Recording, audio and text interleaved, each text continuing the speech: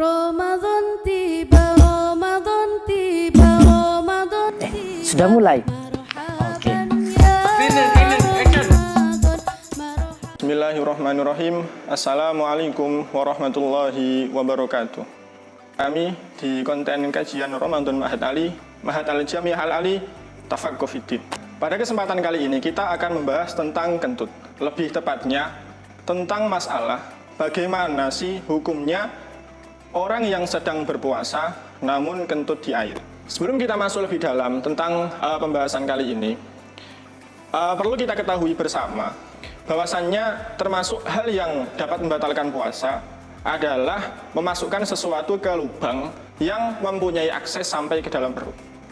Jadi segala apapun, segala barang apapun yang masuk ke dalam dubur atau anus dapat berpotensi untuk membatalkan puasa.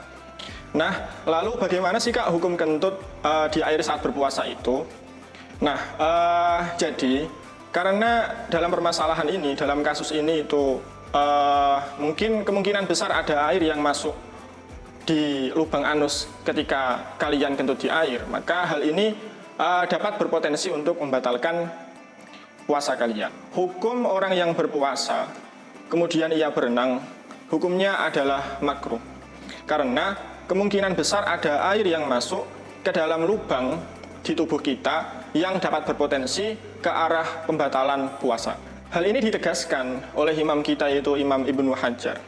Beliau menjelaskan dengan panjang lebar bahwasannya orang yang kemasukan air atau air yang masuk ke dalam lubang di tubuh kita, masuk di mulut, di hidung, di lubang dubur, dalam konteks non-ibadah, baik dilakukan secara berlebihan atau tidak, justru hal ini dapat berpotensi untuk membatalkan puasa kita. Nah, seperti contoh, misal ketika kita mandi atau misal berenang lah, kita berenang. Berenang ini kan bukan termasuk atau tidak masuk konteks ibadah, melainkan masuk dalam konteks non-ibadah.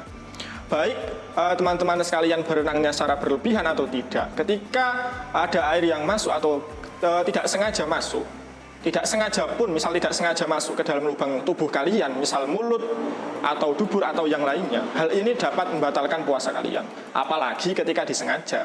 Akhiron, jadi kesimpulan yang dapat saya sampaikan pada kesempatan kali ini, seperti yang saya nukil dari kitab I'anatut Thalibin Juz 2 halaman 165, yaitu permasalahan-permasalahan air yang ada kaitannya dengan tidak sengaja kemasukannya air atau tertelannya air, itu dibagi menjadi 3 jenis.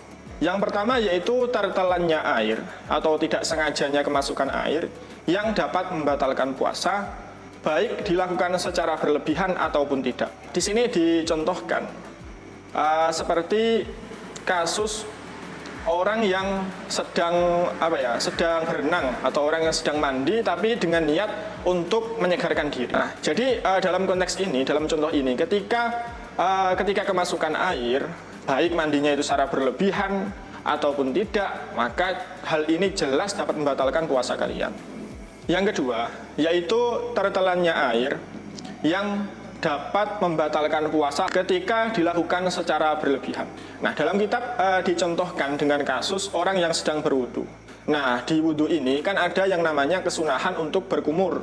Jadi ketika hukumnya berkumur ini sunnah, kemudian kalian berkumur dengan cara berlebihan, dengan catatan berlebihan, kemudian tak sengaja kemasukan air, maka hukumnya jelas dapat membatalkan puasa. Kemudian yang ketiga, yaitu tertelannya air yang tidak dapat membatalkan puasa secara mutlak, baik dilakukan secara berlebihan. Nah, dalam kitab dicontohkan seperti kasusnya orang yang gusinya sedang berdarah. Nah, karena ketika orang yang gusinya berdarah, ia memiliki kewajiban untuk membersihkan gusinya dari najis yang namanya darah. Maka ketika kalian membersihkan najis itu dengan cara berkumur atau apapun, walaupun secara berlebihan, kemudian kemasukan air, maka hal ini tenang saja tidak membatalkan puasa kalian secara mutlak. Oke ya, saya kira cukup bahasan pada kali ini. Kurang lebihnya mohon maaf. Wal afu minkum. Wassalamualaikum warahmatullahi wabarakatuh. Ma'had Al-Jami' Al-Ali, Tafaqquh Fiddin.